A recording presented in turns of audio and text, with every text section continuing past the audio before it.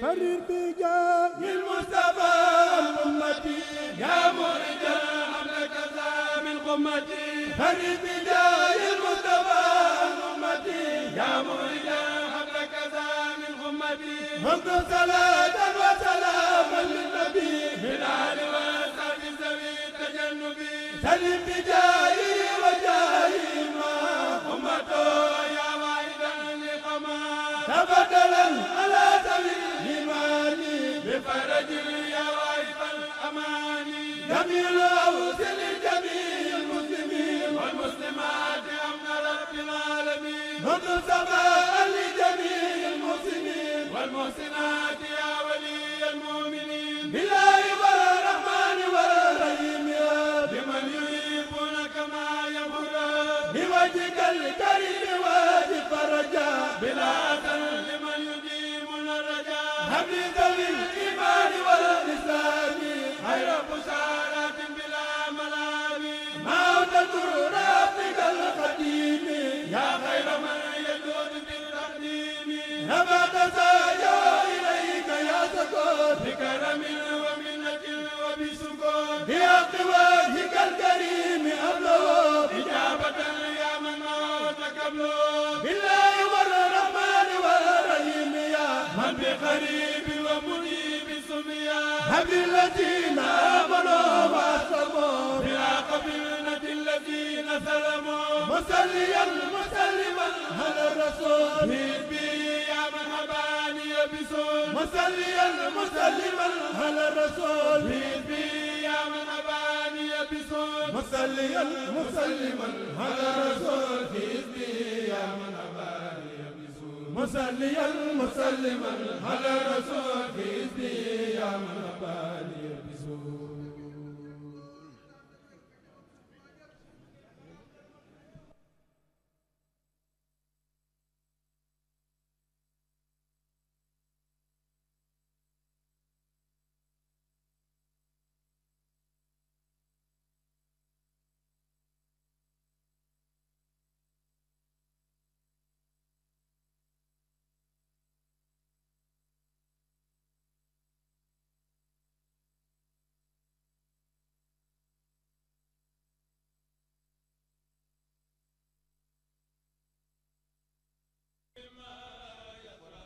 taala wa barakaatu kon ñuy waxaat alhamdulilah rabbil alamin bi ñu sunu borom may ñu fekkewaat juróom benneelu bisu fan bi di weer ramadan njàng mi kon àgg na ni ngeen ko déggee sëriñ bi kon ñaan na ba noppi ñuy ñaan yooyu yëpp na tas ci àdduna sépp doon dimbal ci ñëpp ci jullit yëpp kon tey ñu jottali leen programme bi nga xam ne suba dañ koy jottali fii muy njàng mi nga xam ne danañ ko def suba di juróom-ñaareelu fan ci weeru Ramadan dëppoog le samedi 8 mars 2025 ñi nga xam ne ñoo ay njàng mi kon mooy kuréel bu ñu duppee Nour Daarayni bu Rufisque ci njiital sëñ Cheikh Samb ñi nga xam ne tam ñoo ay gàttandu bi mooy kuréel Nour Daarayni bu Hizbut Tarqiyyah bu Fatick kon loolu mooy programme bi donc pour la journée de demain incha allah le programme est le suivant, c'est le groupe dénommé Nour Daarayni de Rufisque qui va déclamer les écrits devant le vénéré Cheikh Mouhamadou Mountakha Mbacké dans la salle,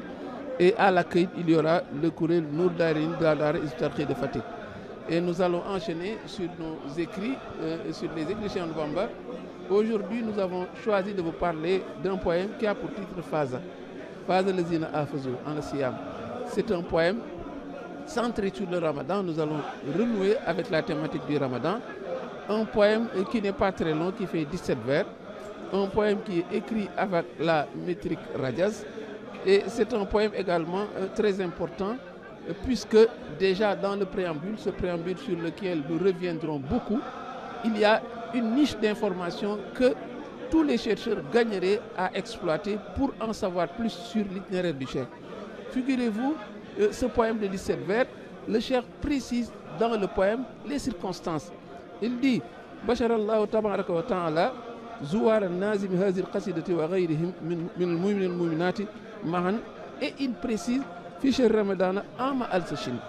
Il dit Dieu le Très-Haut a rendu heureux ceux qui ont rendu visite à l'auteur de ce poème ainsi que d'autres parmi les croyants et croyantes à l'occasion du mois de Ramadan 1331 de l'Hégire, à travers ces vers qu'il a destinés en guise de repas de rupture le jour de fête.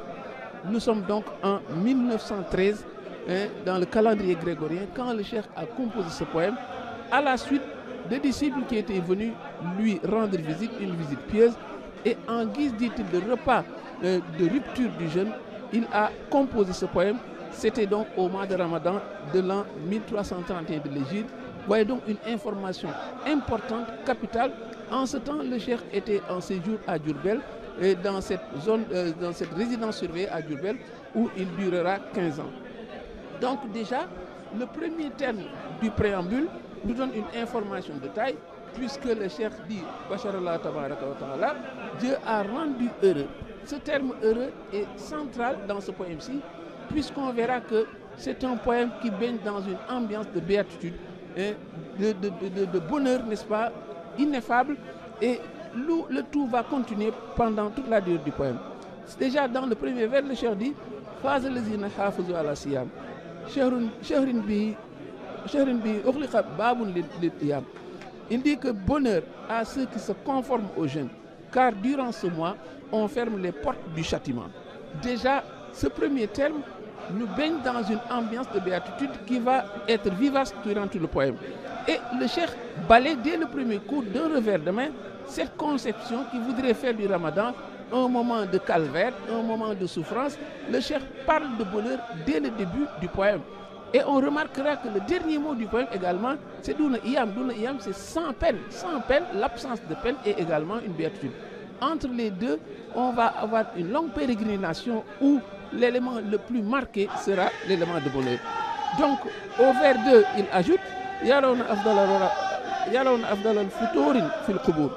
Ils, ces jeunes, ces jeûneurs, rencontreront, ils verront dans leur tombe le meilleur repas de rupture. Il ajoute au vers 3 jusqu'au vers 7, il y a une juxtaposition des bienfaits immenses qui sont l'apanage des jeûneurs et que le cheikh, n'est-ce pas, a à cœur d'égrener. Il dit Shahida khaliqul wara lis-sa'imin. Le Seigneur, le Créateur, témoigne son agrément aux jeûneurs. Il rajoute Rudda li ghayrihim ghazabun nari. Le châtiment de l'enfer a été repoussé vers d'autres que. Il ajoute Diyafatul baqil adal jinani. La réception que le subsistant leur offrira au paradis effacera les rigueurs du jeûne. Mais voyez donc tous ces bienfaits, toutes ces choses succulentes, ils l'ont obtenu et le cheikh le certifie, mais à quel prix? Qu'est-ce qu'ils ont fait pour pouvoir mériter tous ces bienfaits-là? Le cheikh le dit au vers 11, Abatumullahu karimul akraman. Vous avez adoré Dieu le noble, le plus noble, durant le meilleur des mois qui procure des honneurs. Vous avez dominé vos âmes charnelles. Autre raison, n'est-ce pas, de cette béatitude qu'ils ont eue, de ces titres d'honneur qu'ils ont eus. Au vers 13, le cheikh dit, vous avez dominé vos âmes charnelles durant les journées du Ramadan. Et le summum de la rétribution se retrouve au vers 14. Quand le cheikh dit, Abwabu jannati naïmi futtahat lisa'imina. Les portes du paradis, dénommées Naïm, grandement ouvertes aux jeûneurs, le sont dans leur totalité. Et comme pour montrer que la voie est libre, l'injonction qui va suivre, c'est vous entrerez donc au paradis sans peine. Donc c'est la preuve que, mais le Ramadan, loin d'être un moment de calvaire, de souffrance, de difficulté, est un moment où on doit remplir sa besace de bienfaits, parce que c'est un moment de promotion où Allah, de manière particulière, multiplie les bienfaits de celui qui le fait. Et pour clore cette représentation, nous allons nous inscrire sur les aspects stylistiques parce qu'il y a un procédé d'intertextualité qui est marquant dans ce poème. Le procédé d'intertextualité, c'est un procédé littéraire consistant à mettre en relation des textes par l'utilisation de la citation, de l'allusion et même du plagiat. Évidemment, le plagiat, c'est le procédé le moins noble, mais il existe et c'est de l'intertextualité. Par exemple, au vers 164 de Jazbou, on entend le cheikh dire Akrim Zalikal Kitab, Binasi Zalikal Kitab. Zalikal Kitab, mais c'est un fragment du Coran, mais qui se trouve dans la sourate 2 du Saint-Coran, Alif Lam Mim, Zalikal Kitab. Vous voyez, le cheikh prélève cette partie du Coran et le greffe dans son poème, c'est ce qu'on appelle l'intertextualité. Dans notre cas d'espèce, il y a une intersexualité par une allusion à ce qui représente ce sont des sentences prophétiques qui sont cachées, qui sont infuses dans les propos du Cheikh. Il y a 2 allusions à 2 sentences. Au vers 1, le Cheikh dit, durant ce mois, on ferme les portes du châtiment. Parce que Abu Huraïra rapporte que quand vient le prophète avait enseigné, paix à dessus lui, que quand vient le mois de Ramadan, les portes du paradis sont ouvertes, celles de l'enfer sont fermées et les diables sont enchaînés. C'est à cette sentence que le Cheikh fait allusion. Au vers 15, il dit, vous obtiendrez lors de la rupture du jeûne et de la rencontre avec votre Seigneur, ô vous les gens, 2 faveurs par crainte révérentielle. Et Abu Huraïra, dans ce cas d'espèce, rapporte que l'envoyé de Dieu a dit, le jeûneur a 2 joies. La première, quand il rompt le jeûne, il se réjouit de sa rupture, et la deuxième, lorsqu'il rencontre son Seigneur, il se réjouit encore. Également, un autre procédé, c'est l'allégorie. L'allégorie, c'est le fait qu'on convoque une image qui est le sens, qui donne tout le sens, n'est-ce pas, de ce qu'on veut enseigner. Quand le Cheikh dit, vous obtiendrez lors de la rupture du jeûne et de la rencontre avec votre Seigneur, ô vous les gens, 2 faveurs, la crainte révérentielle, la rencontre avec le Seigneur, mais sera la grande rupture à l'issue de cette longue jet qu'a été, n'est-ce pas, la vie terrestre. Parce que le passage du vie à trépas marque une rupture, un jeûne, une fin de jet. Et si la vie a été heureuse, évidemment, c'est un moment de grande rupture, mais c'est une rupture majuscule qui va de pair avec ces ruptures qu'on a pendant le mois de Ramadan.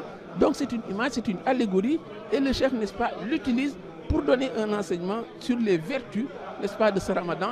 Au final, on a traversé ce poème, et la grande information qu'on doit retenir, c'est que loin d'être un calvaire, le Ramadan est un moment de grande béatitude. Vivement donc que les gens le vivent, et nous aurons à cœur, n'est-ce pas, de revenir sur le Ramadan pendant tout le reste des jours. Wassalamu alaikum wa rahmatullahi ta'ala wa barakatuh.